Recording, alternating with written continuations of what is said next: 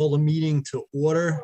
This is the December 20th, 2022 open meeting of the Hopkinton Conservation Commission being conducted remotely, consistent with an act extending certain COVID-19 measures adopted during a state of emergency.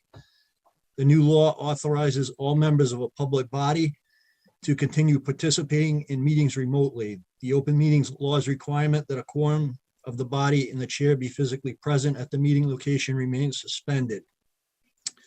For this meeting, the Hopkinton Conservation Commission is convening by video conference via Zoom app as posted on the town's web meeting calendar in the Conservation Commission agenda, identifying how the public may join. Additionally, the meeting will also be broadcast by HCAM through one of its many channels or platforms.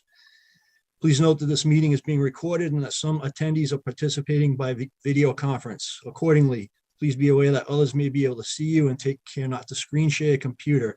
Anything that you broadcast may be captured by the recording. Supporting materials that have been provided to members of the commission for this meeting are available on the town's website. The meeting will feature public comment. After commission members and staff have discussed each project application on the agenda, the chair will open the discussion to public comment. Members of the public who wish to speak are asked to identify their name and address. 3 minutes will be afforded for each public comment. Each vote taken in this meeting will be conducted via roll call of members. I'll now confirm the commission members who are present. Melissa Rico. Here. Jim Cirillo. Yeah. Ted Barker Hook. Here. Ed Harrow. Here. Janine LeBlanc. Here. And this is Jeff Barnes. Kerry Reed will not be joining us tonight. And I'll confirm staff that are present. Kim Chimikalai. Here. Anna Rogers.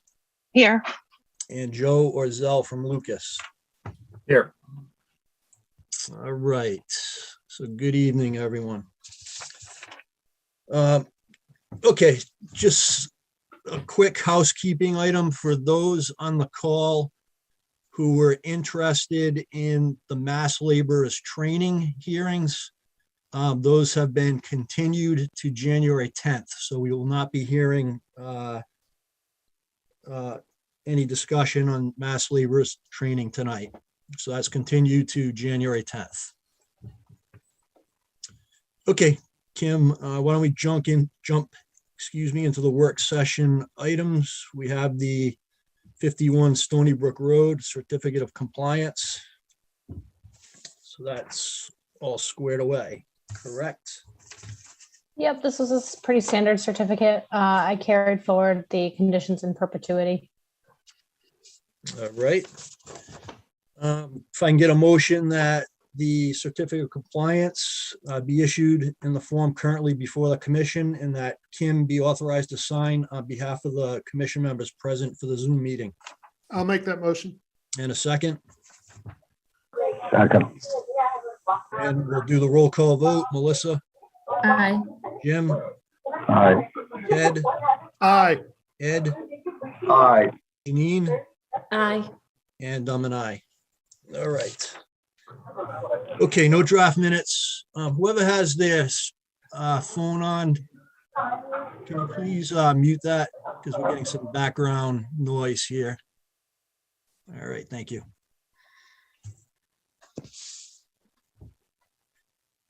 Okay. So no minutes for review tonight. We'll move along.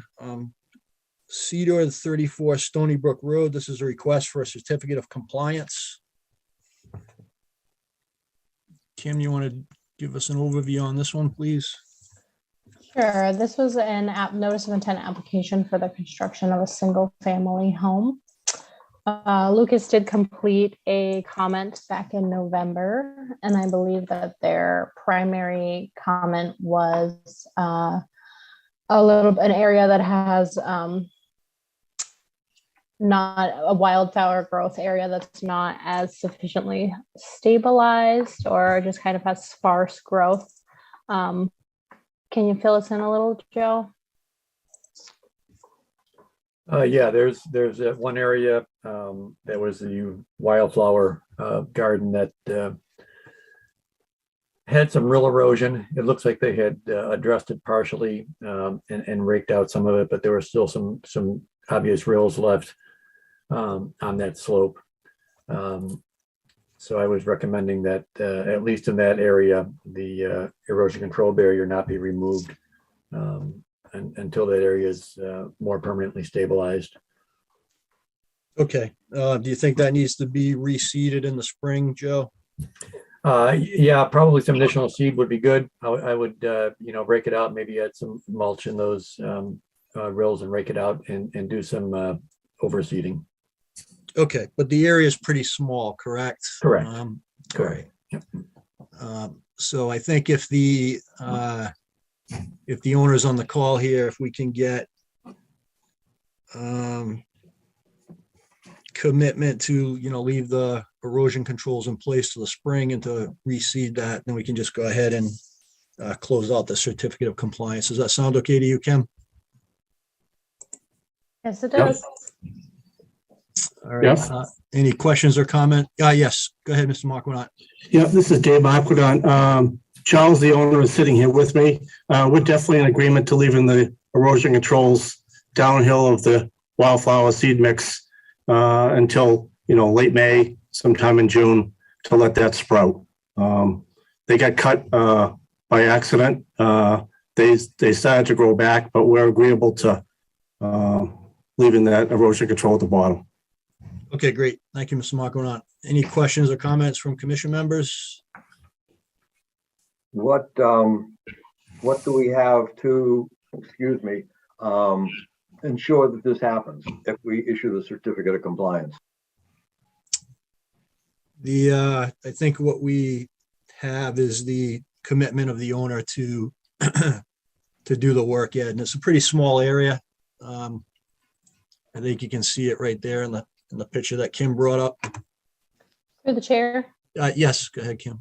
So the applicant did also send us these photos that I just pulled up showing some raking of the rill and placement of some hay to provide some additional stabilization on that slope. So the applicant is aware of the concerns and is trying to make sure that this slope gets adequately stabilized.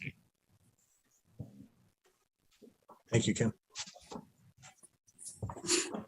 Any questions, comments from other commission members?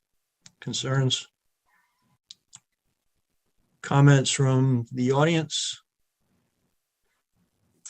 Okay, if I can get a motion to close and issue the certificate of compliance for 34 Stony Brook, So moved. and a second, Second. and we'll do the roll call vote. Let me just add to that motion that Kim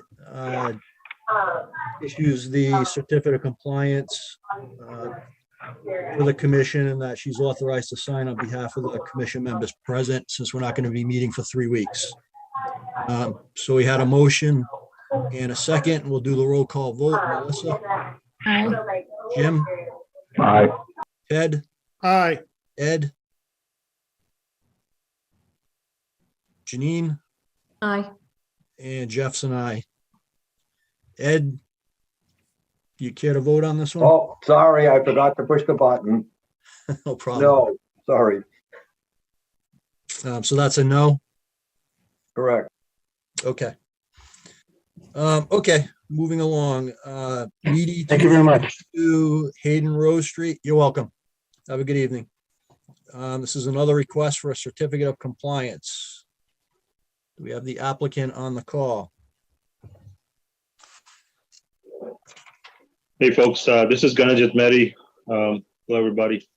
I think we have Kendra on the call as well. All right, good evening, Mr. Mehdi. How are you? How you doing? Good, thanks. Kim, can you give us a quick overview on this, please? Sure. So this was an original notice of intent filing for a single family home with a driveway crossing of a wetland onto Hayden Row there. So the certificate was filed. Lucas performed a review, I believe, back in November. Lucas found a number of items to address. Essentially, the wetland replication area has established and I believe is looking good. There are some questions about different expansions that occurred, the lawn and the driveway towards the wetlands. So I'll let Joe take it from there. Great, thank you, Kim. Yeah, as far as the replication, I thought it looked pretty good, although the exact location couldn't be verified, but the general area looked like it had established pretty well with wetland vegetation. There was some fair amount of glossy buckthorn within that area. And I believe there was to have been a invasive control for the replication area. It's common in the adjacent woods and along the entire wood edge of the driveway. So it's gonna show up in there regardless. I did observe a number of things in the yard which were not shown on the submitted plans. These included a slide and a swing set, a paver block patio, a swimming pool, and an area that had some outdoor carpet fabric. It appeared to be on the ground with some metal framework above it. The expanded lawn did not appear to encroach into the 25-foot no disturbance area.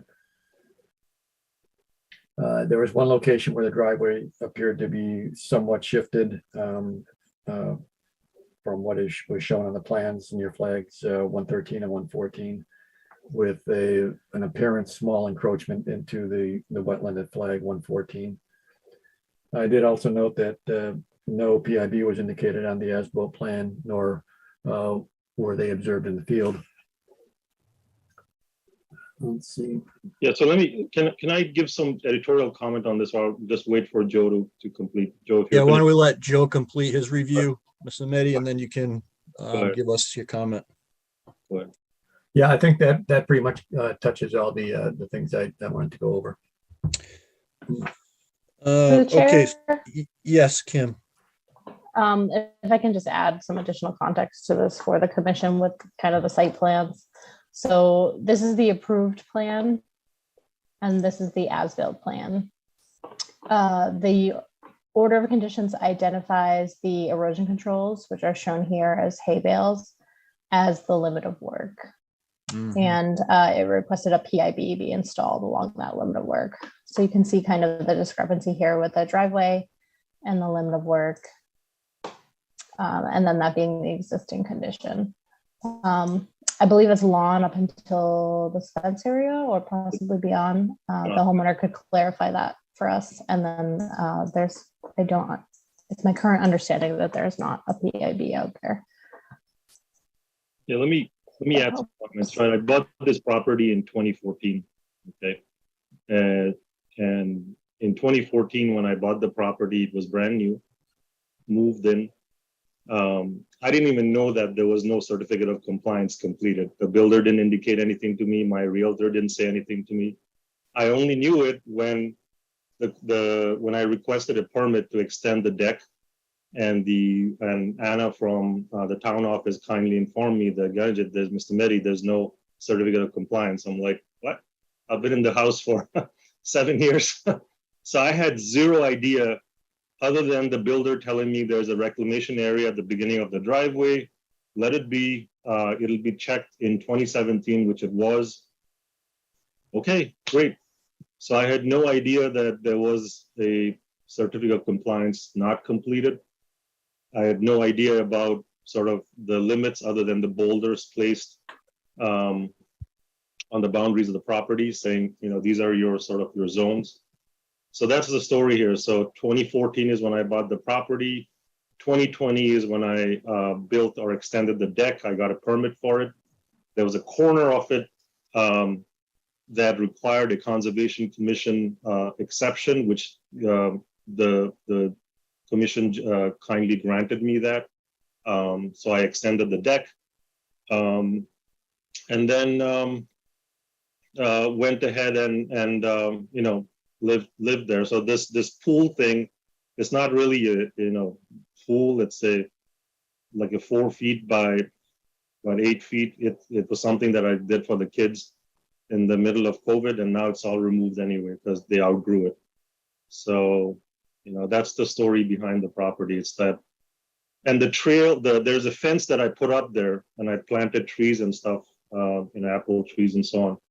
I got the fence put there because the Echo Trail was developed, as you folks probably know, behind Hayden Row, and there were people like walking through the yard with pets and stuff. So I put the fence around to, safe keep the my own pets and my children. So, but that's the somewhat editorial comment, right? It's like 6-7 years after is when kind of found out that there was no certificate of compliance. So I'm trying to do the right thing to get the certificate of compliance and put all this sort of behind us.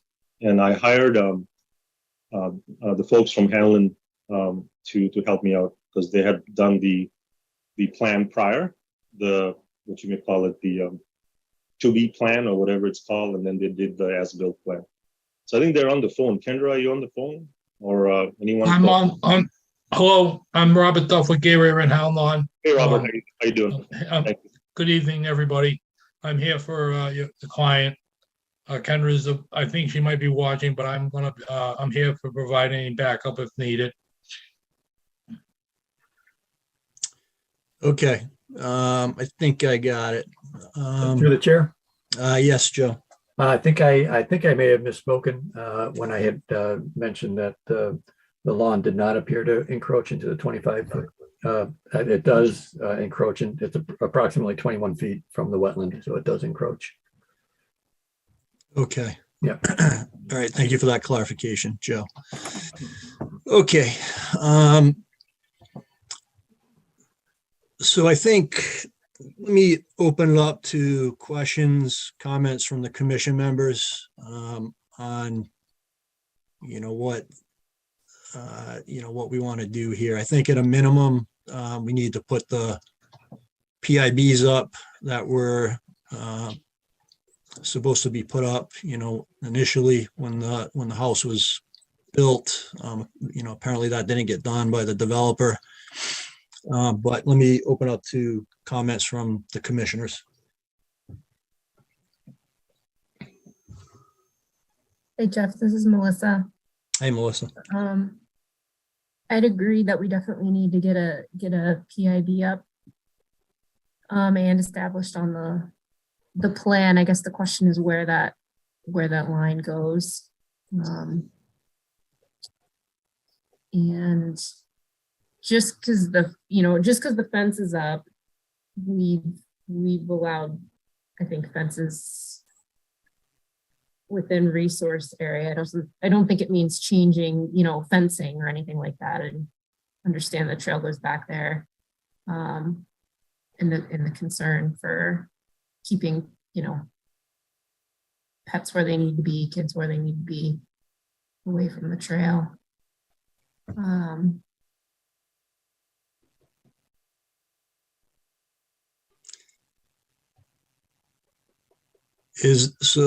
Kim, is this existing plan accurately depict the features at the site now? Or do we need an updated version? Joe, you were the one with boots on the ground. I was under the impression it was, save for a few features that you found out there, pretty accurate. Yeah, there are some features that are not shown on the plan. As I mentioned, there's a paver block patio at the back of the yard. And then behind the shed area, there is the area that has the tarp material on the ground with the metal frame over it. I'm not sure exactly what. Let me explain that. So, yeah. Hey, Ted Barker, who you're on the call, your kids played baseball, so did mine. It's a baseball cage. The temporary baseball cage you put up in the summer and you take it down in the winter. That's what it is. And the other things were a slide and swing set and a swimming pool, in addition to the paver block area. Yeah. Where are those located, Joe? Are they outside the 50-foot no build zone? No, they're within the 50-foot no build. They're within the 50-foot no Yeah. build. Okay. All right. Let me remind you, the swimming pool's not there. I removed it. There is no swimming pool there. It was a whatever, kids watering hole, whatever you want to call it. It's removed. Plastic. So it looks like there was some lawn that was, on the baseball structure there. It was probably in the no build zone. Is the fence at the tree line there? It's hard to tell where the fence is. For reference. The fence, there are some trees inside the fence line. There's the trail goes behind that view. And I did contact Kim and Anna for, there were some dead trees that I needed permission because one of the trees fell and sort of fell into the yard. So, anyway, the point is that there are some trees inside, there's some trees behind on that. There's all grapevines. Obviously, it's not there now on that fence, right? Wild grape and everything. So if left undisturbed, it's growing on its own. Like I said, they put up the fence because people were crossing through the yard. Okay. So this is Janina. I agree with you, Jeff and Melissa, that the PIB be put in place, and I'm okay with the fence staying where it is, but I would like to see everything else outside the PIB be returned to how it's supposed to be in the order of conditions, to as much as possible. I know that may be difficult with the driveway, so I would want some mitigation for that elsewhere. Through the chair, this is Ed. I just want to express my frustration because this is not the first time that people have come in unknowing, no fault of their own, because the certificate of compliance was never issued when the house was built in the first place. And I would like to see this somehow get corralled and not happen anymore. Thank you. Well, I agree with that. I think I've said that before too. If we can figure out a way to have the building inspector. But anyway, yes, I agree. It's all the time. Okay. Through the chair, I have a question. Yes, go ahead, Ted. Given that the driveway grew beyond where it was supposed to the north, and is closer to the wetlands, is there anything helping to prevent water runoff from the driveway from getting to the wetlands? Is there any sort of feature to slow down water runoff since the earth has been removed from there and replaced with concrete? If I might add through the chairman, there is obviously some runoff, sheet flow from the driveway garage area towards the north. There's nothing, my knowledge, constructed there.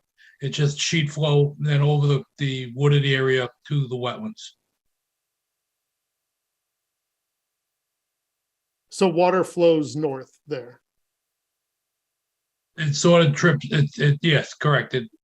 Driveway, I think, slopes step back away from the house a little bit, and then, so it would be, when a rain event, it would just head that way.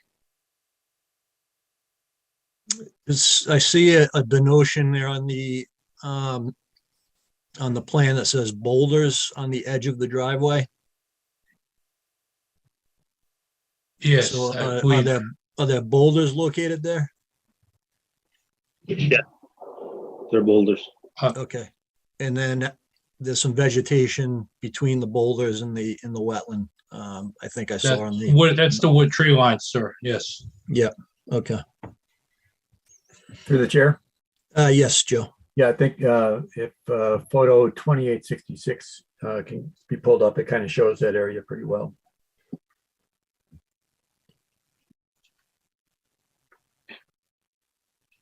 Thanks, Joe. Yeah, okay. I can see, Yeah, so I can it's a little covered now, but there are a series of boulders here, and you got all the tree line vegetation over here. Okay. So I guess, it sounds like, a few of the commissioners had expressed, the area behind the shed there where the baseball feature is, can that be moved further to the left, Mr. Meddy? And then, that section there where the feature is currently located, that can be allowed to revegetate, since that wasn't supposed to be developed, per the original plan. If that's what the commission is asking, sure, it's a portable frame. I can lift it up and put it anywhere. So, so I can definitely do that. That's the area that you were speaking about, Janine, is that correct?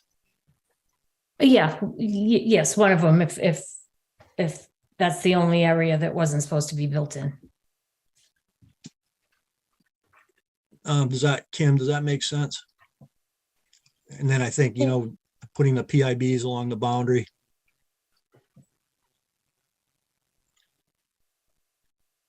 Sorry, I was muted. I guess that's my question is we have wetlands in the back here and we have wetlands on the side. So to the north and the west. So where exactly is the commission thinking that the PIBs need to be established in relation to this fence and the 50-foot?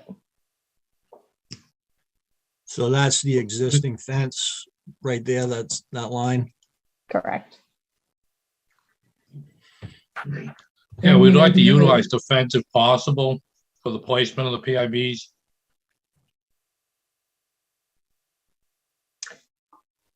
So the original approved plan had the limit of work. No, Outside of that, yes. probably 70 feet from the wetland. There were a lot of. Yeah, 50 feet plus a little bit more, correct. So the tree line used to be at the 50-foot about. Correct. Yeah. Probably what we were trying to maintain.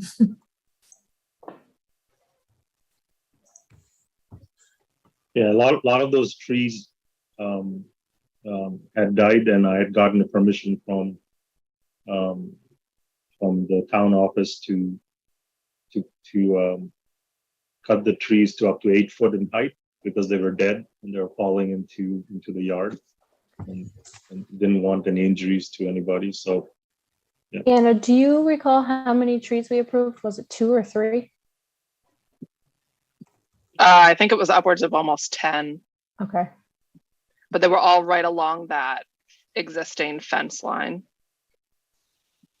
I can look at my notes. I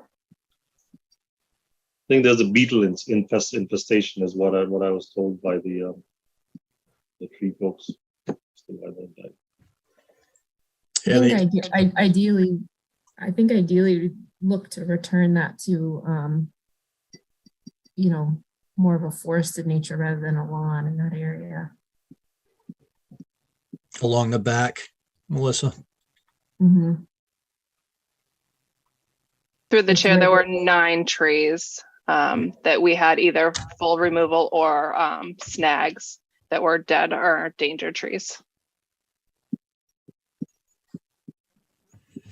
Okay. Through the chair, I'm just trying to get some clarity on the 2 graphs. So, or the 2 maps, charts, plans. The original don't touch line was about 70 feet from the wetland in the backyard, not 50. So I know Correct. that this is the 50. Oh, I right see. here. That's the 50. I just now saw that label. Yep. And Okay, then can this we go is back? the erosion control.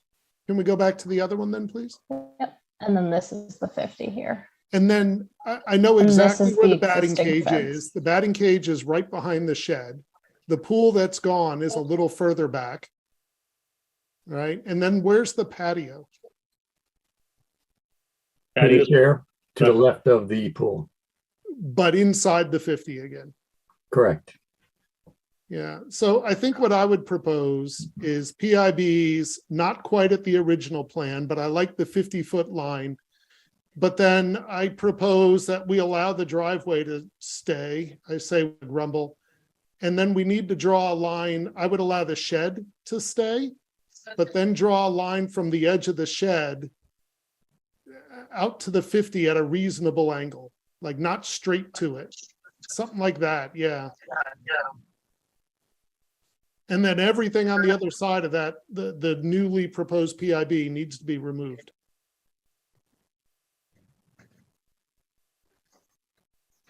I'm sorry, could you repeat that about the removal part? So I like the line that I assume Kim just drew. Everything currently existing within that 50-foot line, other than the shed and the driveway, needs to be removed. This is my proposal. This is not the decision.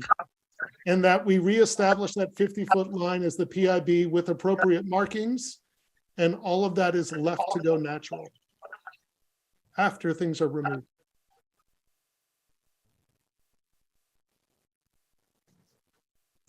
Sounds reasonable to me. Me too. You're asking. And of course, the fence can stay.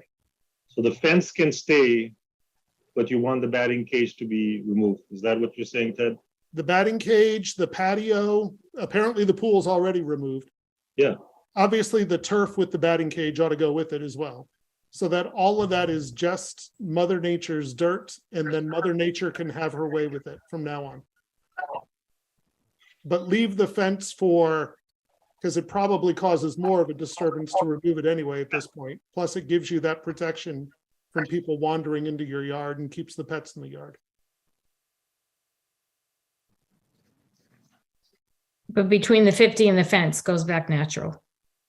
Yes, that's my proposal.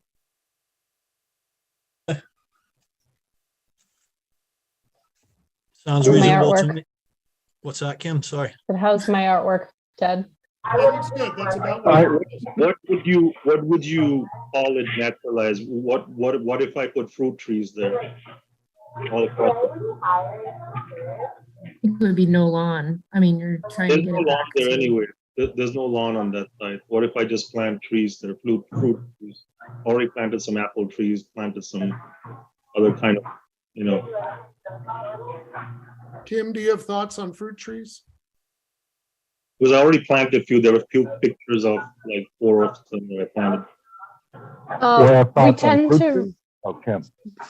require native, non-invasive. I'm not aware of a ton of fruit trees that are native, non-invasive, but certainly if you have some suggestions, I can provide a list of common shrubs and trees that we see planted in buffer zones to aid if you'd like to do additional plantings, for sure. Yeah, It does look like there's lawn area kind of close to that there's fence, no though. lawn. There's no lawn area there. It's just the patio slopes off there. And stuff just grew. So, are you asking for the patio to be removed as well? I'm proposing that, yes. Because that's within the 50-foot buffer. Oh, and the play area. I mean, there's a reason that we establish 50-foot buffers. There's a reason that we're trying, and I'm aware that you didn't know about it. There was no signs, nothing. Right, Like, right. Next No, I time under- you move in, put signs there. I mean, Right, I understand that. Nonetheless, if we're going to issue a certificate of compliance, Yep. in my opinion, it ought to comply. And now we're trying to find some sort of happy medium where it complies with the original plans. Yep. And so that's why I'm offering, we'll leave the driveway, we'll leave the shed, but other parts need to get a lot closer to what they were supposed to have been, is my thing. I mean, yeah, that's with all due respect, appreciate your opinion, and your views and the commission's. Jeff? Hey, Jeff, this is Yeah, Jim. go ahead, Jim. I just want to say I agree wholeheartedly with Ted. And also to say, I love the editing you're doing, Kim. The drawing, that's great. Yeah, look, folks, I appreciate your time. I know a lot of you volunteer for this stuff. I'm trying to do the right thing here. I could have not come for the certificate of compliance and not done the right thing. So I'm trying to do the right thing. I appreciate your patience. I'm just trying to say that this area is settled in well. You can see all the grapevines and other stuff that are come. I haven't disturbed them. There's a lot of deer and other things that move across on the front side of the property. We've had turtles there. We've had all kinds of stuff move around. So it's your call. You know how you want to call it. I'm trying to do the right thing here. So Yeah, I think we understand that, you know, we're not requiring the driveway to be pulled back. Yeah. So I think, you know, in my mind, what Ted is proposing, you know, seems reasonable to me.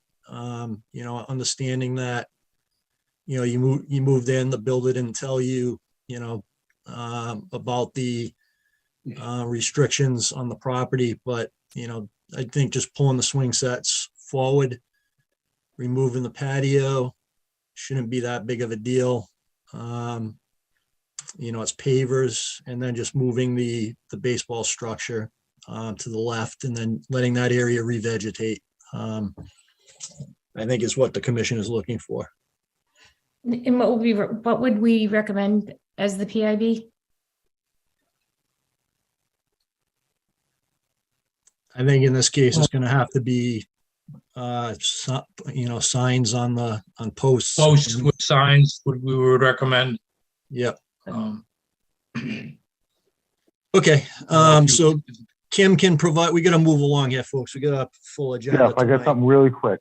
Yeah, go ahead, Jim. Please spread the word to your family and friends. Don't buy real estate without making sure there's all these things completed. That's it. I appreciate it, folks, but it's not so much spreading the word. I would recommend that you guys put in a check and balance before the owner pays hundreds of thousands of dollars. Don't let the property owner sign off on it till the certificate of compliance is set. I'm being sincere. I don't know if law. Through the chair, Can I Yes, just say, Kim. Jeff? Oh, go ahead, Kim. our orders of conditions do get recorded to the deed for this purpose. Yeah. And you know, good real estate lawyers, it should get pinged in that process before the closure happens. Yeah, absolutely. It's an That's- encumbrance. It's a quick search before you buy a property. It's a new property. It wasn't built. I built it from scratch. Okay. Anyway, I'm not arguing, folks. I'm Okay, just yeah, we gotta move along, Mr. Mady. So, Through the chair, this is Ed. I just want to register my agreement with the petitioner, Mr. Mehdi. And like I said before, this is not unknown to happen, and I would like somehow the building department to be included, copied on this decision so they understand the ramifications that happen to the property owner that buys this thing and discovers it after the fact. Thank you. okay, got it. So we're gonna move along. Thank you, Mr. Meady. thank you. Okay, Thank you. Hall 117 Ash Street. This is a request for determination of applicability for an addition. And I got to read this real quick. The Hopkinton Conservation Commission will hold a public hearing on Tuesday, December 20th, 2022 at 7:00 p.m. Virtually online to hear all persons interested in request for determination of applicability filed by Georgia Hall to construct an addition. The location is 117 Ash Street, Assessors Map U22, Block 39, Lot A. All right, we have the applicant on the call.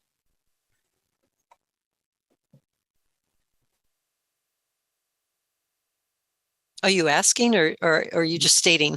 Yep, I was asking. Hi, Okay. Mrs. Hall. Good Yes. evening. You want to just kind of give us a quick overview of what you'd like to do? Yeah, we're just adding a single room onto the end of the house there. You see there's a small shed in a space right there. Yeah, and we're just taking that shed out and adding that room. Okay, That's it. all right. Joe, did you have, you had a few brief comments?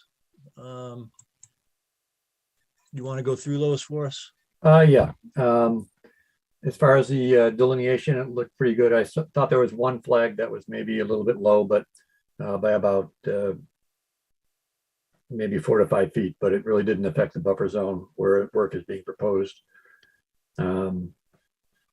The site plan did not include any location for a soil stockpile. If one is going to be needed, recommend that that be shown. It would appear that the access for the work would be from the existing driveway. Just that should be confirmed. And also the confirm which of the erosion control barriers is proposed. They show a silt fence and wattle, and then a silt fence with a gravel base as details on the plan. Just verify which one of those is proposed. And that was it. All right. Hi, this is Greg with Nealon Construction. I'm representing the builder. Yes, good evening. Hi. So yes, we would be accessing the site through the driveway. It's a crawl space addition, so there will not really be significant spoils. It's not a large excavation and not a long excavation. I believe we have a plan that shows a silt fence with a wattle. Oh, you're right. It does have both. We would prefer the silt fence with the wattles. Okay. All right. Questions or comments from commission members? I think this is pretty straightforward. So you don't anticipate that a soil stockpile area is going to be needed? No, it's a reasonable size addition. It's not a large excavation and it's a crawl space. So I don't see, it's going to be done with a mini. I don't see it being a significant amount of spoils or anything. Okay, great. Questions, comments from commission members?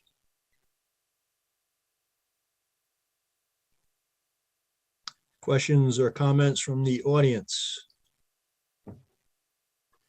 If I can get a motion to issue a negative determination for the request for the determination of applicability.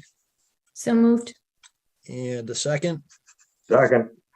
And also we'll add to that motion to have Kim sign off on the document on behalf of the commission members present. And we'll do the roll call vote. Melissa? Aye. Jim? Ted? Aye. Ed? Aye. Janine? Aye. I'm an aye. And Jim? Jim, yeah, Jim's on it. Okay, very good. All right, the motion carries. Thank you, Mrs. Hall. Good luck and happy holidays. Thank you. Same to you. Thank you. Thank you. Okay, Franklin Road Solar, 69 Franklin Road. This is an amended notice of intent for stormwater infrastructure changes. The Hopkinton Conservation Commission will hold a public hearing on Tuesday, December 20th, 2022 at 7 p.m. virtually online to hear all persons interested in an amended notice of intent filed by Franklin Road Solar LLC for changes to the approved stormwater management system. The location is 69 Franklin Road, formerly 0, and portions of rear and 71 Franklin Road, assessors map U7, block 7, lot 0. All right, do we have the applicant on the call? Yes, for the record, Nick Fasandola, Level Design Group. We are the civil engineer. We did the original site plan and permitting and have been working with the developer during construction, doing construction observation. And we prepared the application before the commission this evening.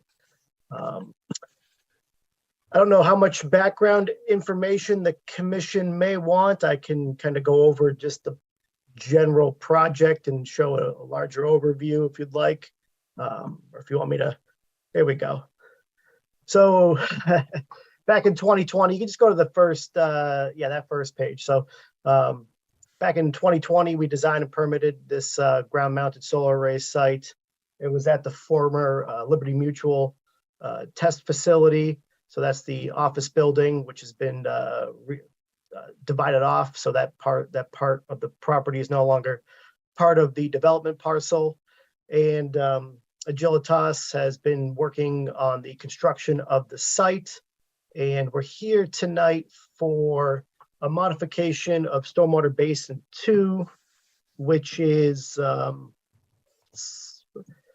Kim, do you mind if I share my screen and kind of go about it? Might be a little bit more efficient.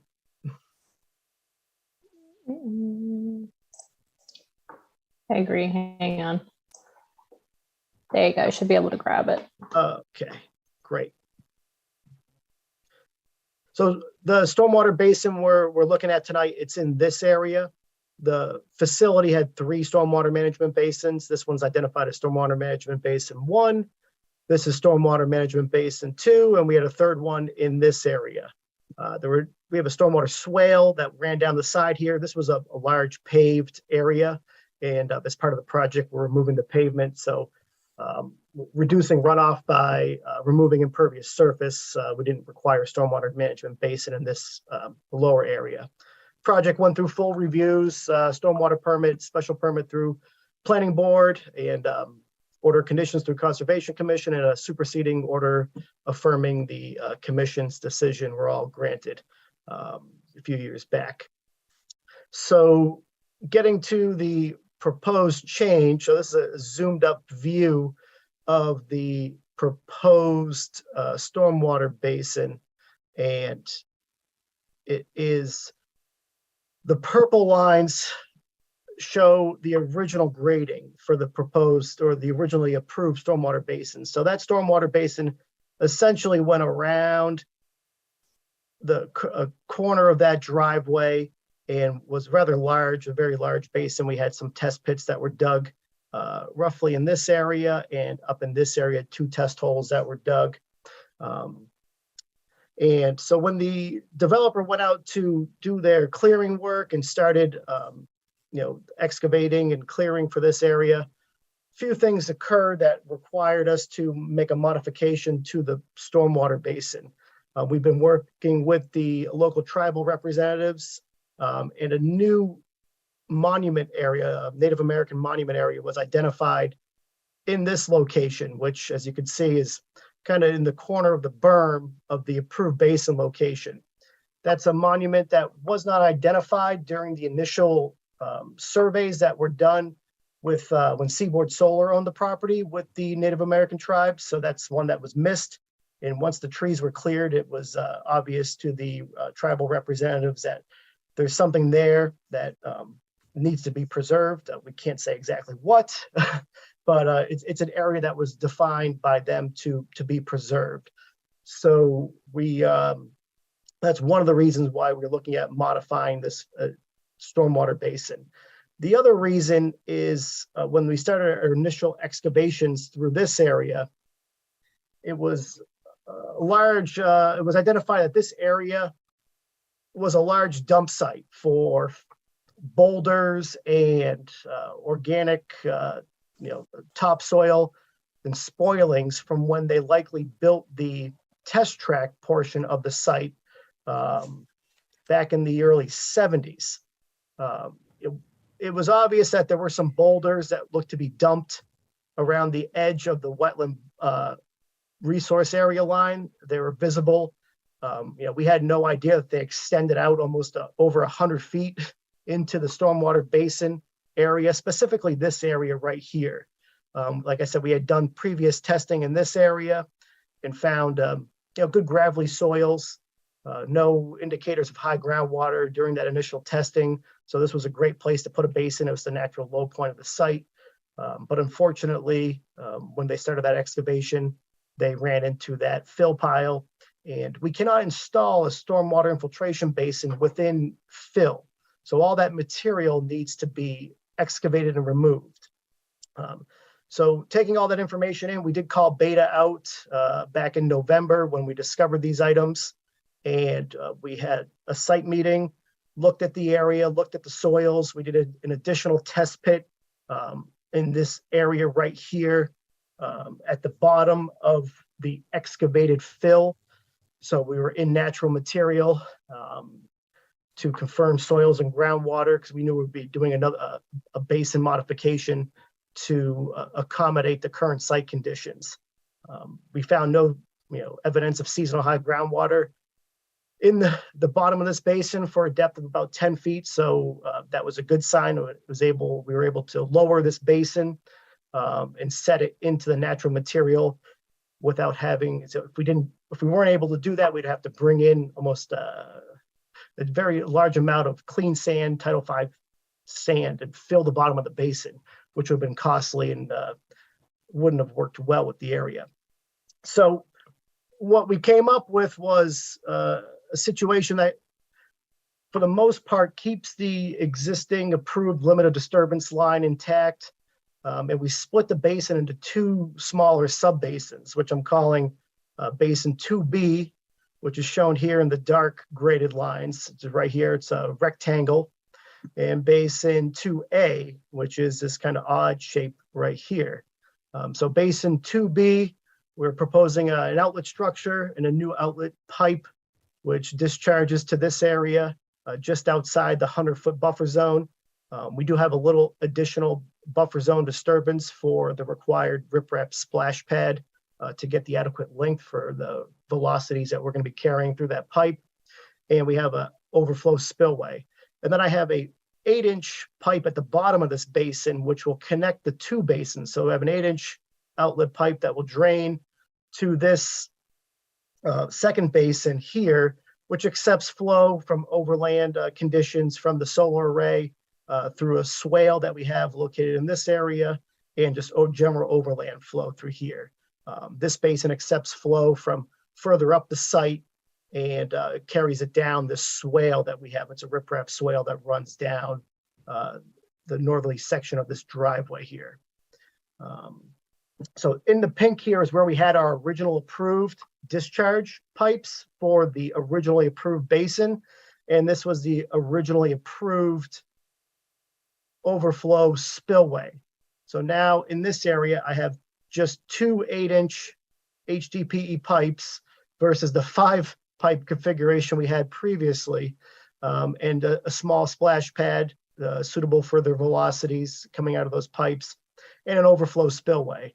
So I'll zoom in here, and you can see this little section here is an area that we're extending beyond the approved limit of disturbance, but staying within the 50-foot no disturb zone. So very minor change in grading and disturbance for minor grading and to extend these pads to get to the proper elevation to accommodate those outlets. In this area here, we're going to leave that undisturbed now that we don't have to do any additional cutting or grading in this area. So that's area in the buffer zone that's going to not be disturbed and remain intact. And we also have this area here, which is part of this Native American monument area that will also remain undisturbed. So I did some calculations, and overall we have a net decrease of 104 square feet of buffer zone disturbance, total buffer zone disturbance in the 50 to 100-foot zone. We have a net decrease of 262 square feet of just overall, just a site disturbance by, and that includes this area that that's gonna remain now undisturbed. We're gonna protect this area throughout the remainder of construction. It's essentially a large mound of smaller stones through this area. So we're not gonna be disturbing this area. Okay. And I think that pretty much wraps up the proposed changes. And we did submit supporting stormwater calculations and other supporting materials that were reviewed by Beta. They issued a letter on December 12th with a few minor comments. Nothing, I don't feel that is going to restrict this design from going forward. Just more or less some housekeeping items, minor updates to the operation and maintenance plan, updates to the stormwater pollution prevention plan, all to tie all this together. So this change is reflected in all those documents. Okay. All right. Yeah. Sounds good. So Joe, did you have any comments? To the chair? Yes, Kim. So Jeff, because this was primarily a stormwater focused amendment, I actually sent this over to Beta for review, and Got it. Phil is on the call. Okay. Phil, did you have any comments? No, I think it was a very good design, given the limited space he had to work with and conditions. So, yeah, as he mentioned, there's just a few minor things to conclude. So no, I think it was well thought out. Okay, great. Thank you. Questions, comments from the commission? Questions? Questions, comments from the audience? Okay, so Kim, I think we'll just continue this out to the January 20th to allow the applicant to address the housekeeping items. Does that make sense? So the applicant has addressed the housekeeping items. I believe he sent them over to me yesterday. I had a chance to look through the operations and maintenance and the SWIP. They're acceptable to me. And I believe that Phil had a chance to look at the requested recharge calculations today. So if Phil is confident with those calculations, then I believe that all of our items have been addressed by the applicant. Yeah, I can just see that on this plan that's on the screen right now, just the need to add a check dam right before it goes down the slope. But other than that, yeah, I think you're correct. So the check dam needs to be added to the plan, Phil? Yeah, we have no problem doing that. And I did submit the revised plans and addressing Phil's comment there. So I can pull those up real quick. Those were emailed over to Kim with the other items. And I'm sorry, this plan here. So addressing that comment, I called out 2 additional check dams right in this area. And then I also, just for good measure, I updated the erosion control plan for this area and called out just a few others. There we go. Specific notes in this area. Essentially a few items just to kind of make sure that everything is addressed properly. And these items, I called out for some new silt fence to be installed around these areas we're going to be protecting here and here, and just a quick update of the erosion control line through that lower area. So that's just kind of cleaning up part of the housekeeping items. So these plans have been submitted to Kim. I'm dropping off a hard copy set to her tomorrow. Okay. So yeah. Okay, that sounds good. So if I can get a motion to close and approve the amended notice of intent for Franklin Road Solar, and to have Kim sign the amended notice of intent on behalf of the commission members present. I'll make that motion happily and with appreciation for the preparedness and thoroughness of the presentation. And the second? No, second. All right, and we'll do the roll call vote. That was Jim. So Melissa? Aye. Jim? Aye. Ted? Aye. Ed? Janine? No, that's since I was a no on the original NOI. Okay, and I'm an aye. Ed, one more time. Okay, the motion carries. Thank you, Level H. Nick, good job on the presentation and the work that you guys did. Appreciate it. Great, and thank you. And I want to thank Kim. She really helped us out here. We definitely appreciate it because this was a rush filing once we found out about these conditions. So we just want to make sure we thank her for all the work she put in working with us to get us to this meeting. So we appreciate that. Thank you. Thanks. All right. Happy holidays, folks. Merry Christmas. Okay, moving along. So Jackson, 132 Clinton Street. This is a continuation of an amended notice of intent for a single family house. Yes. So the applicant requested a continuance, but not to a date certain. So we will have to continue to our next meeting on January 10th. Okay, so can I get a motion to continue the 132 Clinton Street amended notice of intent? So moved. And the second, Second. and the roll call, Melissa, Aye. Jim, Aye. Ted, Aye. Ed, Aye. Janine, Aye. and I'm an aye. All right. 30 West Main Street, 0 Elm Street, and 0 West Main Street. This is a continuation of an abbreviated notice of resource area delineation. Do we have Good any- evening. This is Andrew Tebow with Goddard Consulting, the new representative for the project. I'm here with the applicant herself as well. Okay, good evening. So yeah, we're here to give the commission an update kind of on where the project stands and where our next steps are going.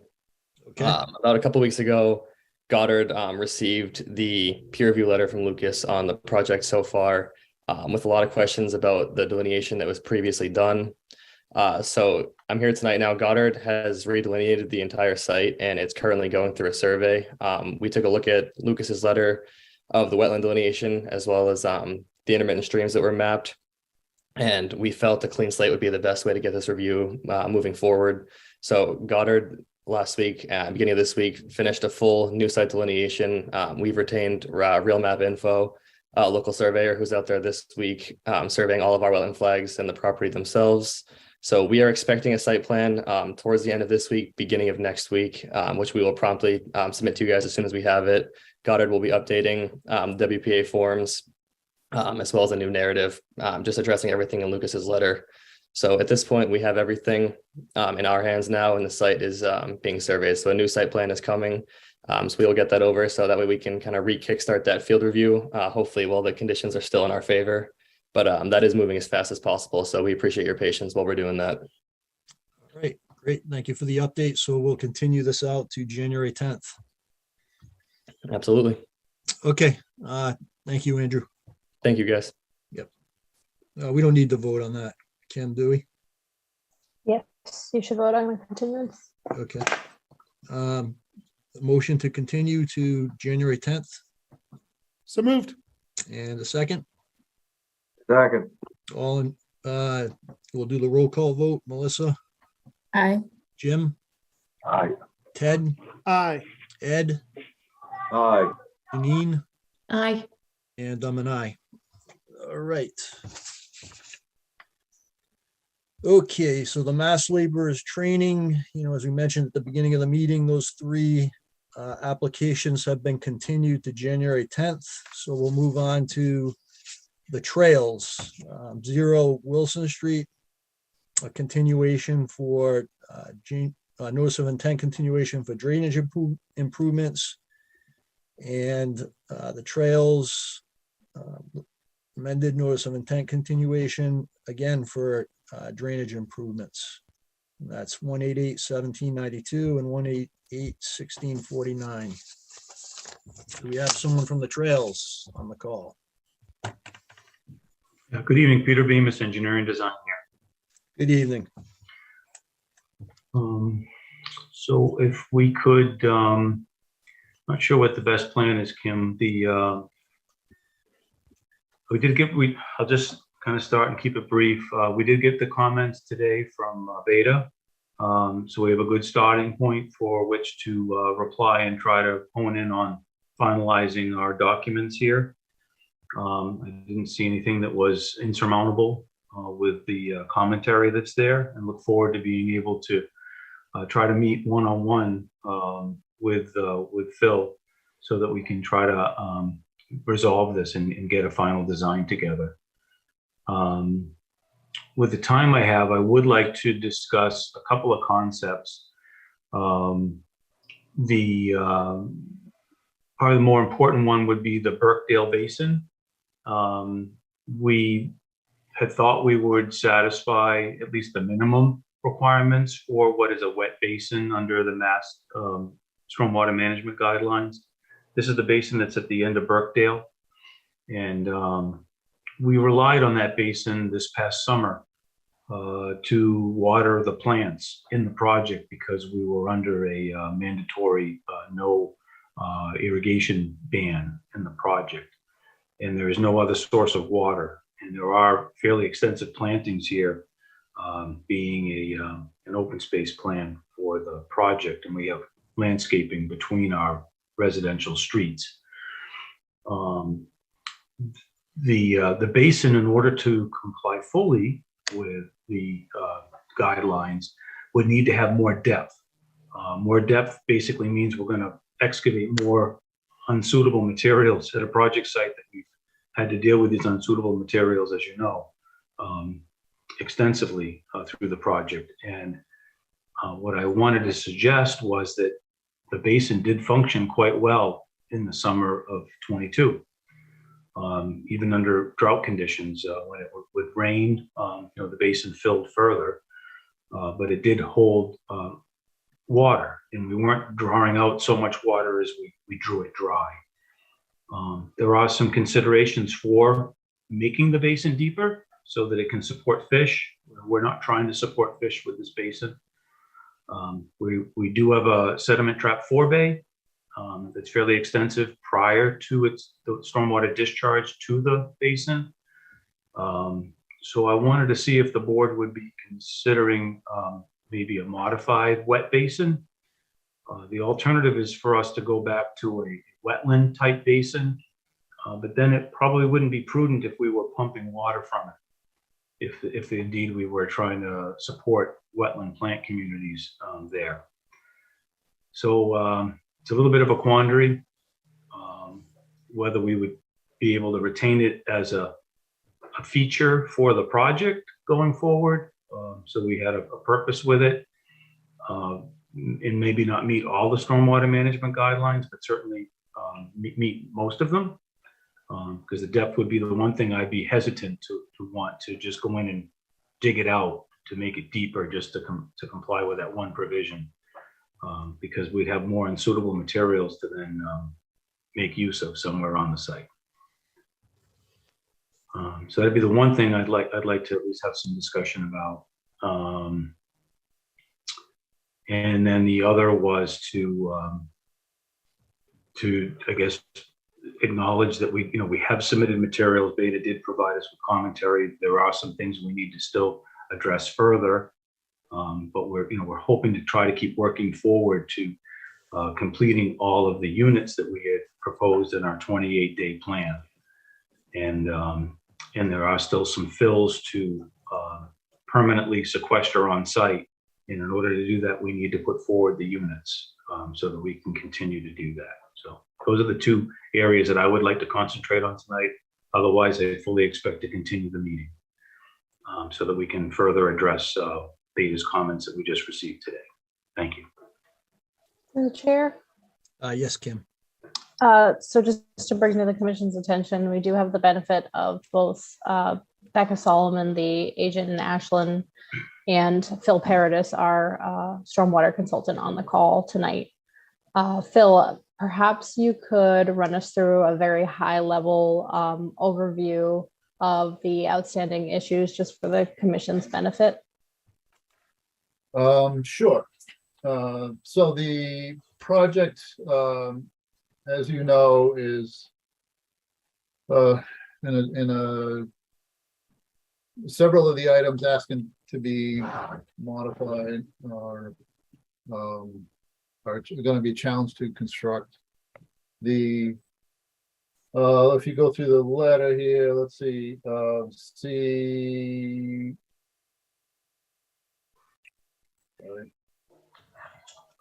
So C2 is a fairly significant change that the applicant hasn't even requested yet. And that was the last modified plan back in September of 20 or 19.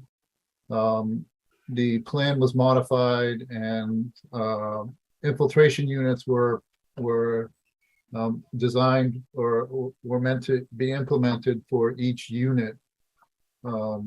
And as you know, there were issues relative to summer storm events and erosion and whatnot. So the engineer expediently had roof drains put in but that the discharge to various places, but not to infiltration. So I think that's kind of a big thing, because potentially if the infiltration is used, there may not be a need to expand Basin 1. I'm a little leery of expanding Basin 1 anyway, because it is where it is on the hill, on the slope. And such. The basin, as Peter mentioned, basin number 2 isn't functioning as a infiltration basin. And over time, it will just be a fairly prime habitat area for mosquitoes. So I think there's got to be some sort of design change to a shallow pond over time. It's just it doesn't function well to allow other aquatic species to develop and feed on the larvae. So that's why a wet pond has some depth to it. So if you take the depth away, you're taking the effectiveness of the wet pond away. So I don't necessarily agree with that waiver. Other items are not as critical, I don't think. What is not also included in this submission, but was included in the planning board submission, was a request to allow for the infiltration basin on the Wilson Street side. Yeah, and that actually runs the whole length behind all those houses on that property line. So I think there's certainly, if it's functioning as the engineer indicates, there is a lot of infiltration happening there. So we would like to see what kind of impact that really has on the calculations. And again, I'm hoping we don't have to modify basin number 1. So. And well, one of the primary reasons was we were actually out there last week, and it hadn't rained for a while, but the basin 1 was completely full. It was actually being pumped out, but the pump wasn't fast enough to make a difference in the elevation of the pond. So this pond is susceptible to sedimentation and clogging and such. And so again, for me, that's another reason not to put all your eggs in one basket here. So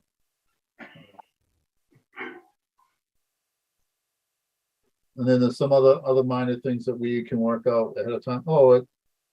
So basin number 1 is proposed to be lowered, I think approximately 4 feet. Basin, as you can see in the red on the edges of the basin, that's the core, the impervious core. But I doubt that was constructed 4 feet below the basin. So some modification or some explanation as to how that's going to be extended below the existing berm needs to be thought out. So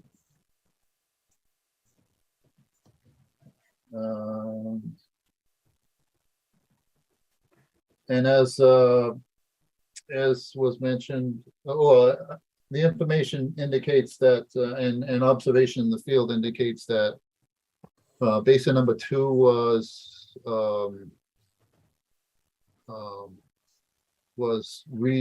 cleaned out, I guess, and a layer of stone was put on the bottom.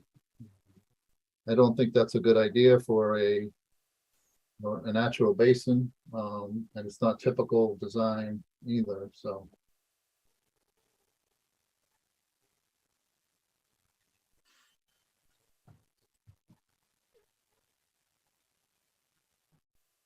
Okay.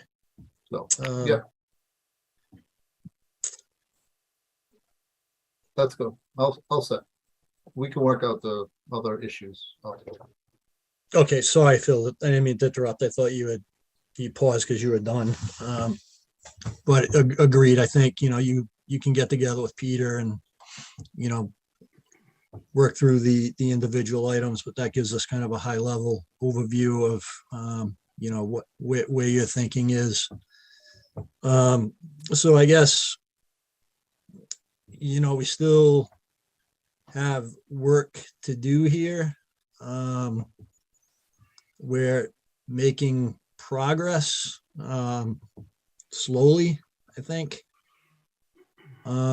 Kim had released one of the units from the cease and desist this week, so you can move forward with that. But at this point, let's open it up to questions, comments from commission members.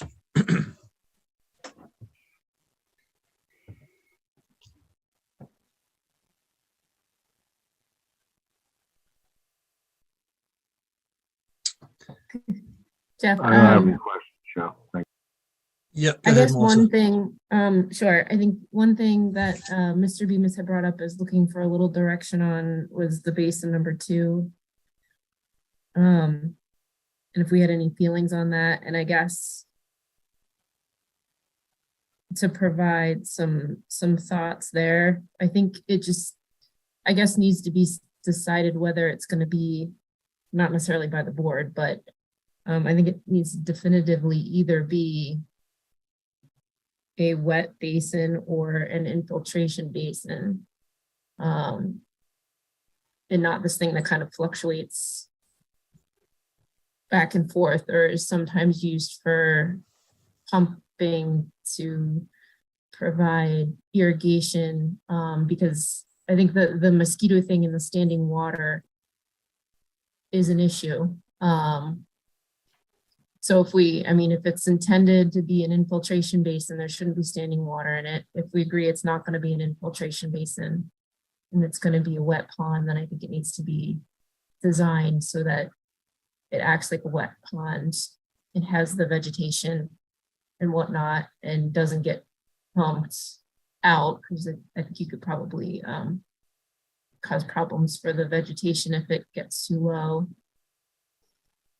If the point is for it to be an irrigation pond, I'm not sure what that looks like or what a design for an irrigation pond is, but I would guess that doesn't necessarily meet the requirements for a stormwater feature. You design it accordingly and not include it in the calculations. I'm not sure, but I guess that would be my thoughts on that, is that it either needs to be A, B, or C, and not something that fluctuates between one or the other based on the season or need.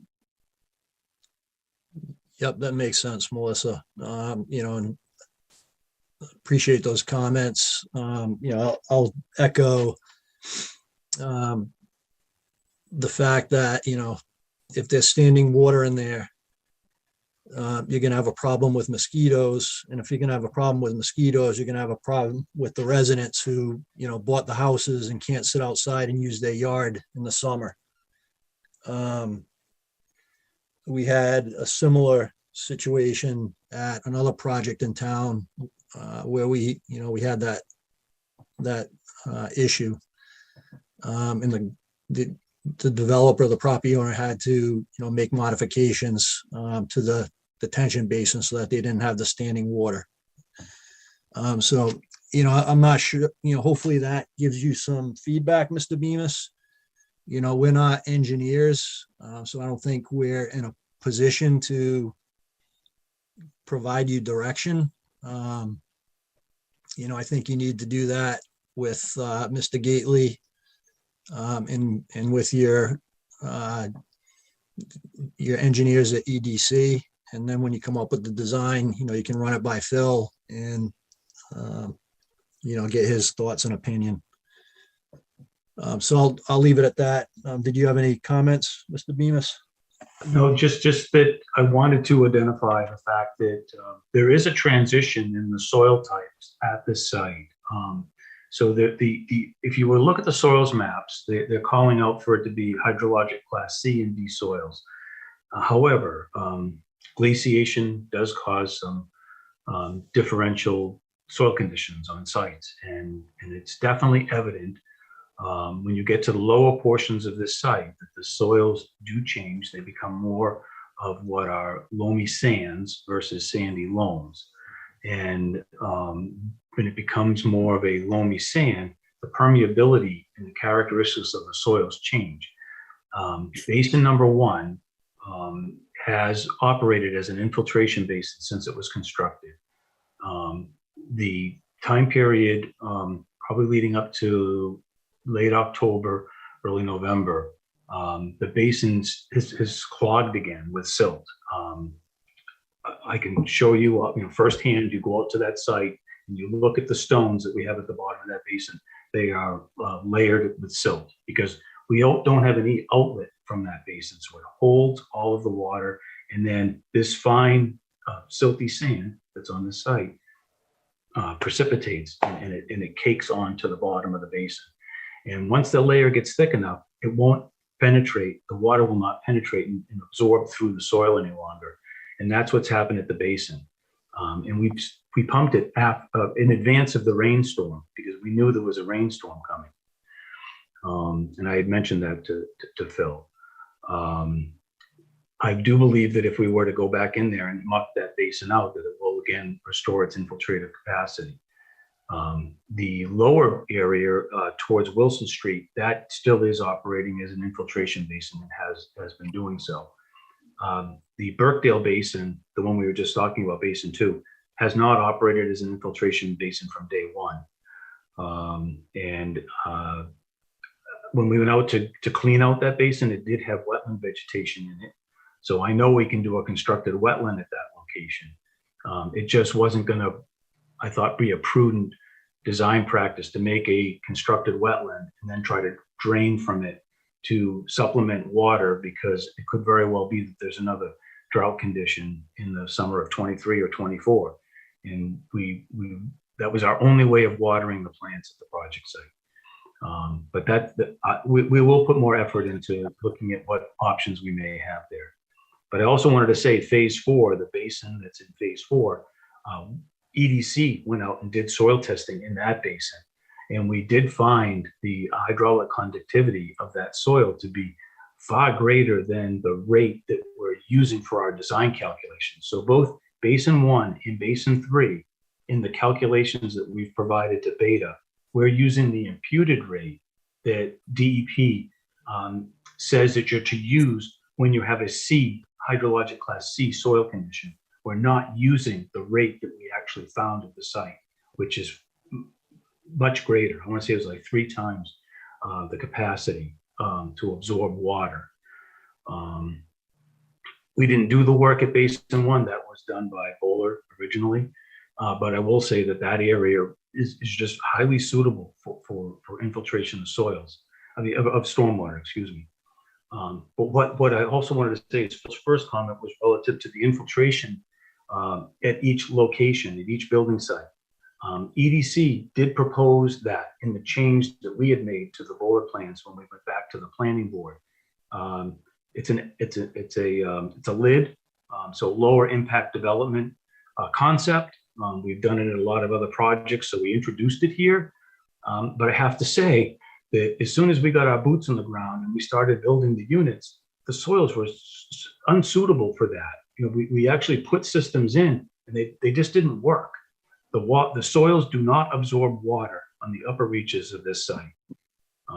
And having lived through all those rainstorms, once that silt gets in suspension, it doesn't come out either. It takes a long time to precipitate out. I actually have jars of water still in my office that are still cloudy. They just don't, the fine silt does not precipitate out. So it was unsuitable. And we probably should have come through and raised our hand and said, look, this isn't working, and come up with another plan. What we would like to do is get that as much water as we can into Basin 1 basin 3, where we know we have good soils and we can infiltrate the water. Thank you. Okay, all right, well, we'll let you and Beta, work through the details in the review. And hopefully we can make that happen sooner rather than later. Okay, Phil, did you have any final kind of comments before we move on? No, I think we just need some more work. Yeah. Okay. So, Mr. Chairman, I would like to ask, however, is if there could be some mechanism for releasing additional units so we can continue to get rid of that fill in that area. If we could just have some discussion of that. Yeah, I think we left it at, when Kim is in receipt of the documents, and the questions that Beta have been addressed. Kim, has authority to release the additional units.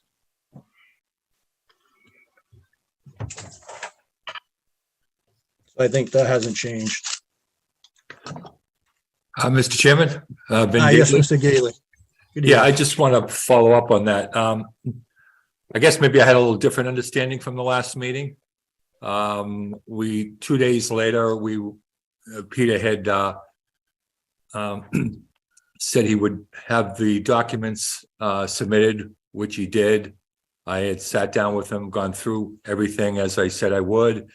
A few days later, Kim did a little cursory review of the documents and had some follow-up questions, which Peter answered immediately, same day.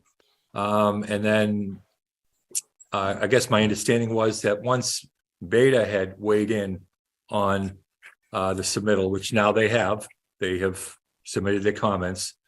I thought at that point we would have additional units released.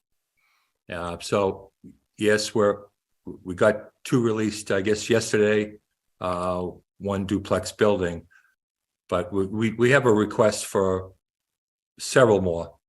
And I really think it's in the best interest of the site for us to continue and put buildings in, backfill them. I think the commission has said in prior meetings that our erosion control is improved dramatically from that summer of 21. We've had a couple of recent, significant rain events that I think we came out very well. And and Peter was up there, and so I think we're in a position where we really should be building the site and not leaving exposed areas exposed. And although you did release 1 building, it's really just not enough. And I don't see any downside for us. In fact, I only see upside for us to continue to be putting foundations in a controlled manner, which is the way we've been doing it for a year, with releases as we ask for them, and the board is satisfied. And basically, we're at a standstill. And like I said, also we've got over 20 buyers who their buildings are being delayed, and I just don't see. I know Peter used the word last time that we're being penalized, and I know you took exception to that word, but that's the way it feels to me. It feels, especially where I don't see the connection and why our NOI filing, as we're waiting our way through that back and forth, why does that somehow connect with our ability to do more foundations? I just think it's a real positive for us to just continue to do all of these things as we have been for most of the last year, and Yeah, I'd like that opportunity again. Yep, yep. So. And I do have you know, I do have my attorney, I think, on the line here. I haven't had a chance to speak to him, but Peter has, and this might be a good time for him just to give you his thoughts on this. Sure. It's Richard Nyland. Yes, go ahead, Mr. Nyland. Good evening, Mr. Chairman and members of the commission. I've been involved since the first enforcement order was issued, you know, and I don't need to remind the commission that, you know, we didn't design this stormwater system. We inherited it. And we've done our best once we realized that there were problems with it to solve the problem. When the enforcement order was initially issued, we didn't appeal it. What we did was we worked with both Hopkinton and Ashland to correct the problem, which was, you know, a stormwater system that wasn't functioning. And the purpose of the enforcement order was to force us, because you didn't trust us, and I represent lots of applicants, and I've sat on my own commission for 9 years. And you just want to make sure that we were going to file the notice of intent and address the problem, which is what the commission is concerned with respect to the bylaw in the Wetlands Protection Act. You want to make sure that resource areas were protected, as well as stormwater being managed the way that it should be. And so Peter has taken a long time. He's been working with Beta and with others to design the right project. And the purpose of the holding back on the on releasing the units really has dissolved, as far as I'm concerned, because the reason that you wanted to have that power was to make sure that we came to the table and we filed a notice of intent. And while I would consider, after listening to the discussion, there to be a couple of matters, they really seem to be more tweaking rather than fundamental issues. I know we, as one of the members mentioned, yeah, you do have a fundamental question as to whether it's a wet basin or an infiltration basin or an irrigation basin, but not that affects how the resource areas or whether they're being altered. And that's what we look at. Are there resource areas that are being altered now as a result of this system? And I think the answer is no.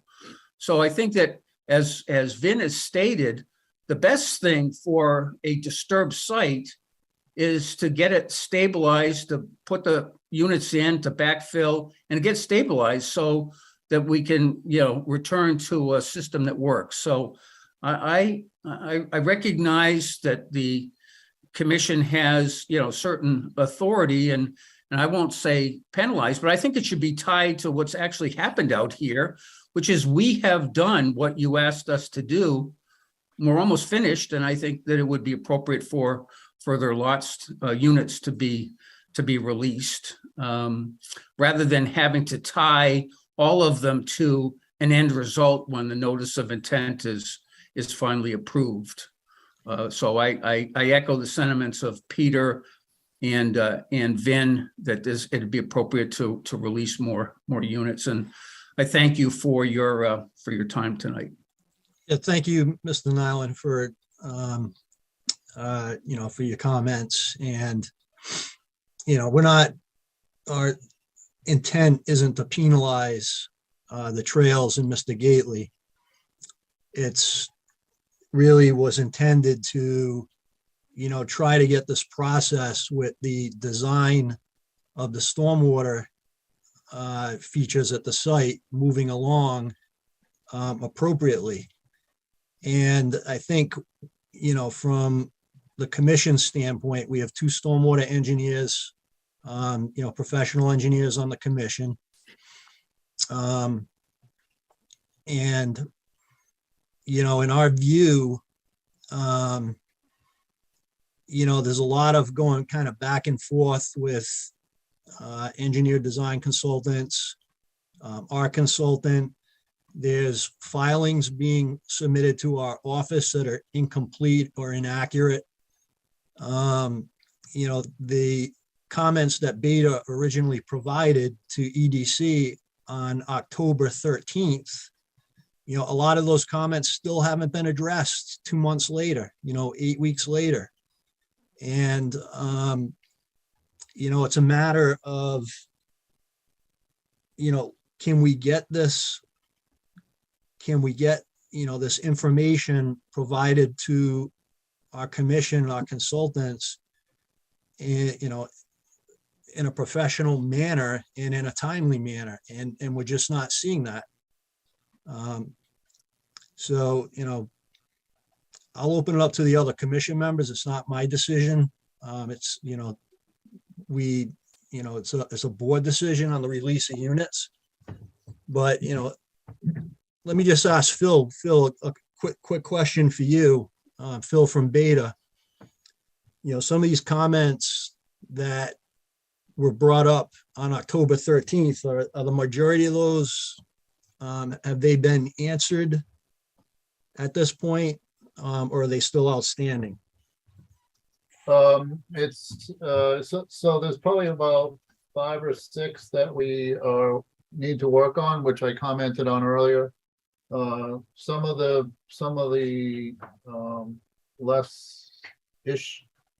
less problematic issues have been addressed. But fundamentally, I think we need to. I think a consolidated plan showing all the changes to the proposed site for the planning board and the board and the conservation commission it would make it easier for me to review. Right now, there's two different packages and addressing different things, and obviously for stormwater, whatever you do on the site is most likely going to affect the stormwater management. So I think it's having a complete picture of what you want to get approved. Some of the details don't match what is actually built. So I think, it's a challenging site, and I think between the planning board review and this review, Peter and I, at least I should identify to Peter what exactly not what he needs to do, but what he needs to submit for us to be to come with a clear plan set that is approvable, and that the site will look like it after it's done. There have been so many changes on site that it's a little odd for us to be reviewing the changes after they're already built. So I understand the expanding of the basins is not one of them, but in general, the site, I think a significant one is this infiltration systems for each of the houses. If that was known at the beginning, then it should have come to the board then before all these units were built. So. Okay. Well, just one thing I have to say though is that plan did not exist. The infiltration of houses was never on the approved plan set in the initial approval. It was on the modified. It was part of the modified, and we introduced it. Which became the approved plan, right? Correct. Yes, sir. That is correct. That is correct. But in the original order of conditions, that was not part of it. That's all I'm saying. Okay. All right. So, Mr. Gately, I completely agree with you. I mean, we want this to move along. We view it as, it's better to have foundations and things being built rather than having, areas of the site remain open and subject to sedimentation. It sounds like, based on what Phil has told us, there is some progress being made. So I'll just open it up to the other commission members, I think at the last meeting, there was a request for, was it 4 separate units?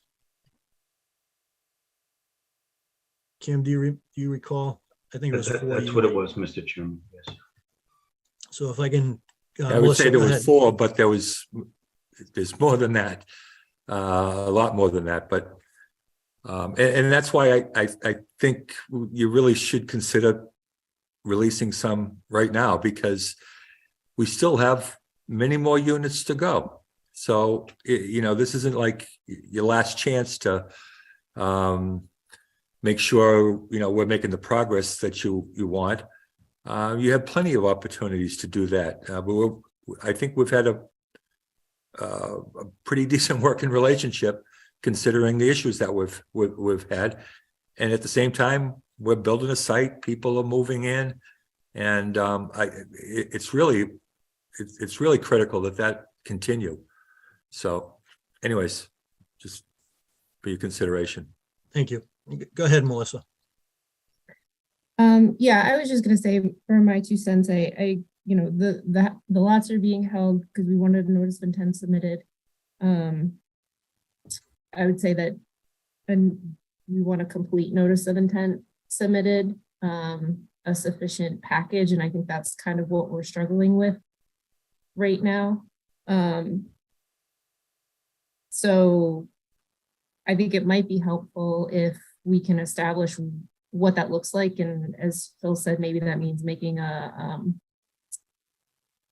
punch list of the questions that we need in order for us to consider the NOI to be to a point that we're comfortable feeling like we have a solid submission and can release some lots. Don't need to have everything completely, fine tooth comb, but we at least need it to a certain level that we can feel comfortable with and that Beta can feel comfortable with. So I feel like if we can establish that and hit that mark, then I feel comfortable releasing lots. And I don't know that the effort is, hopefully not that significant, that we're not talking about, months. Obviously, we all want to get this behind us as soon as we can. The other just point I wanted to bring up or make is that, the reason why we're not trying to penalize the thought process, I think, from the commission is that, as we saw in our earlier hearings, we have numerous of examples of where developers supposedly finish a project and leave the site, leave the homeowners, leave the commission really holding the bag on something that really loose ends weren't wrapped up. We don't have the PIB. We have people buying things, and all of a sudden we find ourselves, into our buffers, and we have these angry residents who bought houses and are being told they can't, have to go and plant mitigation. So in my point of view, we're not trying to penalize, we're trying to avoid what we see happening and protect people and our resources going forward, and make sure that, we're not left holding the bag after we get the developer get so far down the road that, we don't have any recourse or leg to stand on. So those are my thoughts, Jeff. Thank you, Melissa. So I guess, I'll put it out there to the commission. I agree. I think it's, I'd rather see, it's not beneficial to the project to have areas of the site remain undeveloped. On the other hand, as not to restate what Melissa had said, but we need a fully complete notice of intent to be submitted to the commission, which we haven't received yet. But I'll open it up to the other commission members about the possibility of releasing a few more units so that the construction can progress. So I just want to get the commissioners' position, the other commissioners' positions on that. The chair. Yes, Kim. Can I just ask a clarifying question for Vin or Peter? How many units are left in this phase to be built? I believe it's a total of 12. Yeah, that sounds right. Okay. Thank Well, you.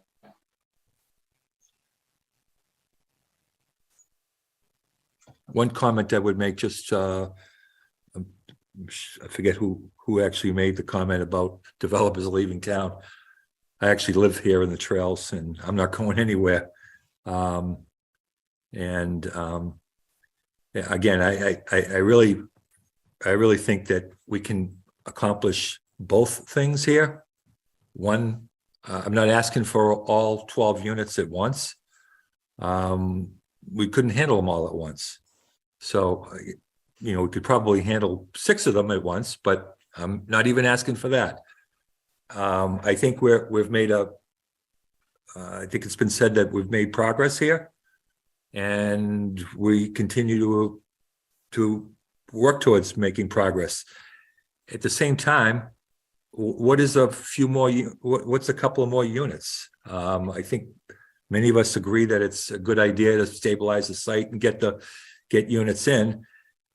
So, you don't approve, and we're not going to ask you for all 6 units, but if we could get at least 2 units done, on top of the ones we got yesterday, and we come back and after the first of the year, the next hearing, and you can judge for yourself if we're making progress, continuing to make progress or not. I don't see that you need to hold all of the remaining units for that reason. All right, so, I'll put a request for a motion to release Kim. So we, earlier this week, we released, I'm just trying to see the numbers there. They're a little bit small, but I think it's 68. Is that correct? It was 62 and 64, Mr. Chairman. 62. Right here. Yeah. Because that area was part of where we had the lower depression, so it was not that difficult to get that area prepped, and we didn't have to dig out a lot of material. We'd rather fill where we can, so that's why we started there. So Kim released those 2 early in the week. I'll put a request for a motion to also release units 66 and 68, so that'd be 4 units. And then we can take a look see what progress is being made at the next meeting. And, potentially release additional units at that point. So is there a motion to that effect? I'll make that motion. And a second? Soon. All right, so Jim made the second, and we'll do a roll call vote. Melissa? No. Ted?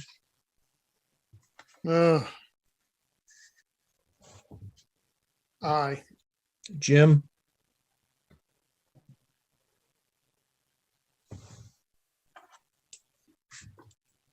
Jim? Ed? Can I pose a question at this point? Well, we're voting, so. Okay, I will say aye with some trepidation. Okay. Janine, you voted yes, correct? No, I haven't yet, but I will now. Okay, sorry. And I'm an aye.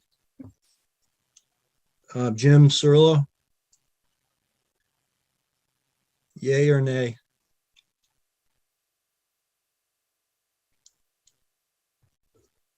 Okay, well, the motion passes, so we'll release those 2 additional units. Mr. Gately, and then, at the next meeting on the 10th, we can take a look at releasing the other ones, or a few others.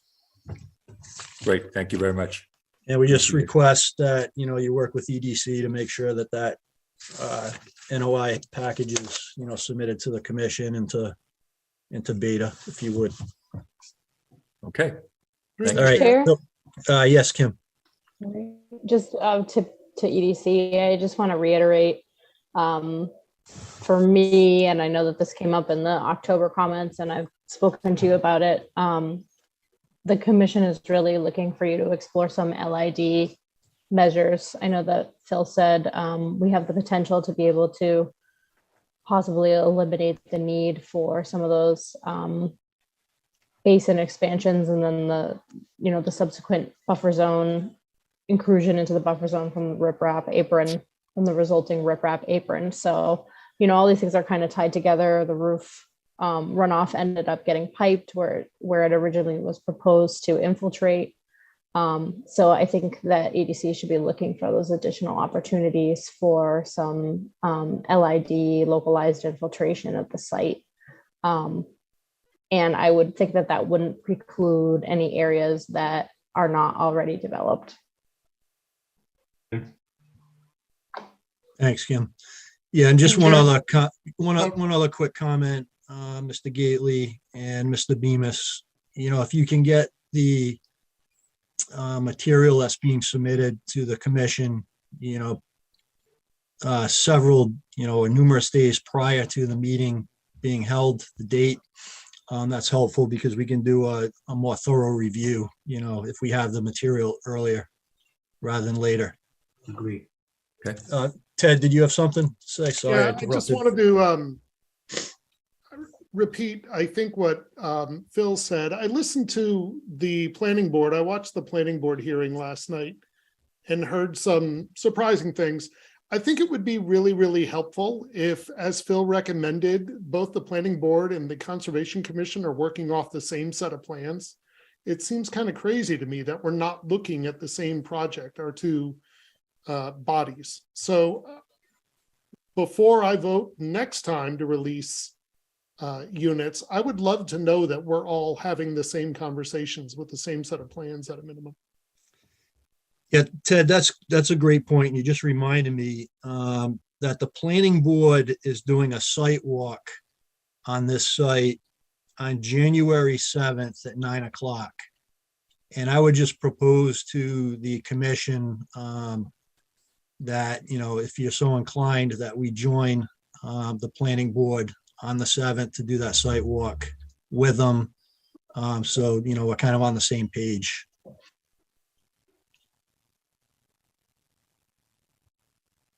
So just want to throw that out there. I know it's the week after the holidays, but you know, if you can make it, that would be great. And just let staff know so we can make sure that we post if there's 4 or more, please. Yeah, we should probably post it anyways, Kim, if that's okay. Yep, we can do that. Through the chairs, that was at 9 o'clock? That's correct. Yep. We're going to meet at the clubhouse parking lot, Mr. Harrell. Kim, can you send a reminder to the commission? Yep. Before that, I'm going to plan to attend. And I'll plan on being there as well, Kim. I'll plan to as well. Great. Okay, I think we can wrap this up for tonight. So we'll continue it to January 20th. If I can get a motion for the continuance. The chair, Yes, Kim. our next meeting is January 10th. Oh, January 10th. What did I say? 20th. Yes, sorry, January 10th. I'll make the Excuse motion. me. And a second, Second. and we'll do the roll call. Melissa, Aye. Jim, I'm gonna have to say aye. Ted, Aye. Ed, Aye. Janine, Aye. and I'm an aye. Okay, all right, have a nice holiday, folks, and Yep, we'll see thank you next year. Okay, you too. Thank you. Thank you for your time. You're welcome. Thank you. Okay, moving along with the work session items.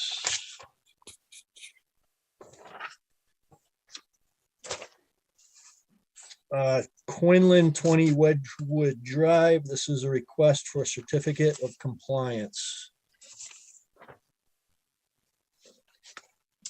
Joe, did you want to give us the your comments based on your review? Yeah, I think we went over these at the last meeting a little bit, but there were a number of existing condition items at the site which are not indicated on the sketch plan that was provided. I don't know if you want me to go through that whole list, but there's pavers at the east end of the driveway. east of the driveway, between the indicated lawn and the wetland line, is devoid of vegetation and consists of landscape fabric covered by wood chips. Yep. Okay. So stone patio and various other things. Site So was the essentially site- stabilized. Yep.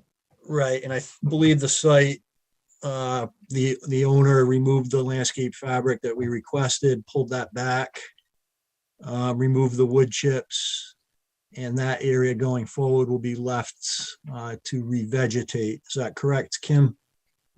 Yep, so that was our discussion at the last meeting.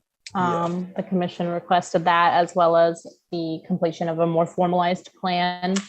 And that's what I'm showing on my screen at this point. Mark Rodon was able to get out there and produce this plan for us, showing more accurate existing conditions and memorializing the PIBs at the site. Okay, so you're satisfied with the plan?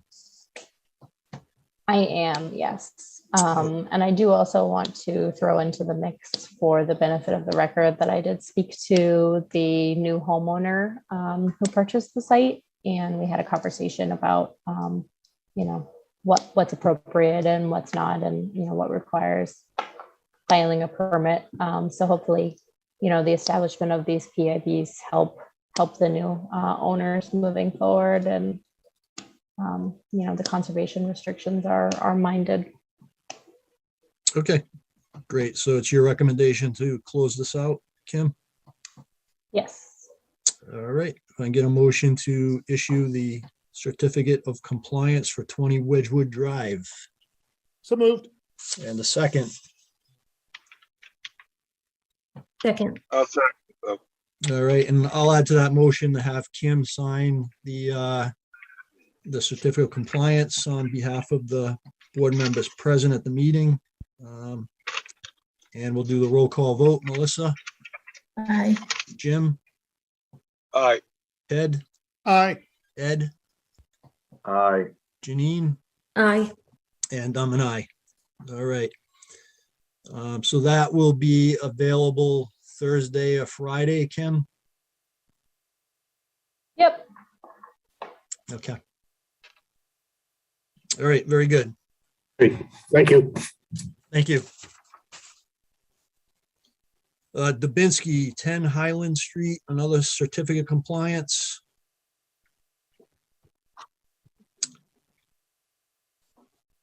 Joe, this one, I think, looks good. We're ready to close this one out.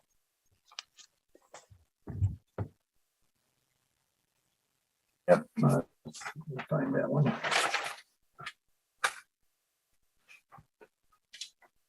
I'll jump in here. So this was a septic plan, relatively level lot here. I believe Joe's only comment was you can see the vegetation here is just somewhat sparse. So it's just kind of growing in at the time of the site visit. But based on the topography and the existing vegetation, it doesn't appear that there would be any significant risk for erosion. Okay. All right, if I can get a motion to issue the COC for 10 Highland Street. I'll make that motion too. And the second. Second. And to have Jim, excuse me, to have Kim sign on behalf of the commission members present. Melissa, Aye. Jim, Aye. Ted, Aye. Ed, Aye. Janine, Aye. and I'm an aye. All right. Estheimer, 118 Hayward Street. This was a new signature page for a certificate of compliance from 1998. So this is an administrative request. We pulled the file. We got a inquiry from a member of the public. We pulled the file. There was a certificate of compliance issued in 1998. The original certificate with the original signatures was misplaced and never recorded. The land is in land court, so the registry of deeds is a little bit more persnickety. So we do need a COC with an original signature for them to be able to record. So my request is for authorization for a new signature page for this certificate. All right, can we get a motion for that request and to have Kim sign on behalf of the members present? So moved. So Jim, and who is the second? Ed. Ed, and we'll do the roll call. Melissa, Aye. Jim, Aye. Ted, Aye. Ed, Aye. Janine, Aye. Carrie. Carrie's not here. It's Jeff, and I'm an aye. Sorry, it's getting late. All right. Okay, I think that's it. There were no public forum requests. Kim, correct? Correct. But I just wanted, Ed, did you want to give everyone kind of an update on what went on down at Spring Street there with the DCR? I was just about to ask for permission to give an update on Kim's handiwork. I cannot emphasize how astounded, not just myself, but a few others in the neighborhood are, that after more years than any of us can remember, Kim somehow reached into her bag of tricks and had DCR come out and not totally reconstruct the settling basin, but absolutely refabricate it. And it appears by all, I walked down when it was pouring the other day. I've been down there today, and the efficacy of it is pretty obvious. And I think I am going to propose, I'm not quite sure how we're going to do this, a round of applause. We can do it. We can do it. Do it by roll call. Welcome. Kim. Thank you, guys. I think that when that was constructed, Ed, Kim probably wasn't even born yet, right? I mean, that was like in the early 90s or late 80s, wasn't it? Anyways, we don't want to know how old you are, Kim. I'm a late 80s kid. Oh, all right. Mid to late 80s. So maybe I was a little baby. All right. Yeah. Okay. All right. I think that's it for tonight. I wish everyone, Merry Christmas, Happy Holidays, Happy New Year, all that good stuff. Hope you have a nice time with your families. And with that, if there's a motion to adjourn the meeting. I'll make that motion too. And a second. I'll second after saying the same thing. Merry Christmas. Happy holidays, everybody. Happy New Year. All right, Melissa. Aye. Jim. Aye. Ted. Aye. Ed. Janine. Aye. And I'm an aye. All right, folks. Have Merry Christmas. Have a good night. We'll talk to you later. Happy holidays, everyone. Bye, everybody. Stay safe. Happy Joe. holidays. Good night. Bye. Night.